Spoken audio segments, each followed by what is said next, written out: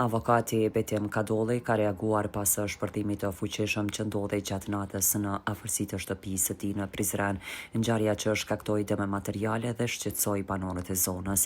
Në një prononcim për Sinjalin, Kadolli tha se shpërthimi ka ndodhur pranë pronës së tij, ndërsa si pasojë është dëmtuar një automjet që ndodhej afër vendit të ngjarjes.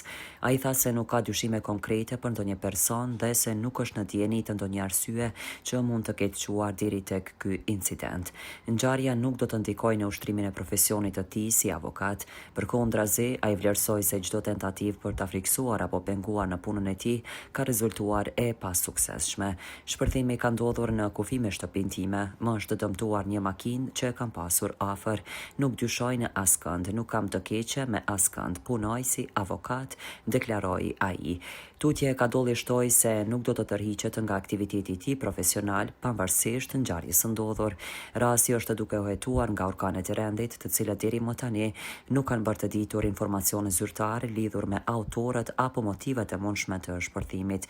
Nga incidenti nuk raportohet për persona të lënduar, ndërsa janë shkaktuar dëme materiale. Rizam Holding, fabrika e re e bllokave Izoblok, Krush e vogël. Me Izoblok ndërto dhe për pompa mos harxho. Ndërto me Izoblok të ri, 25.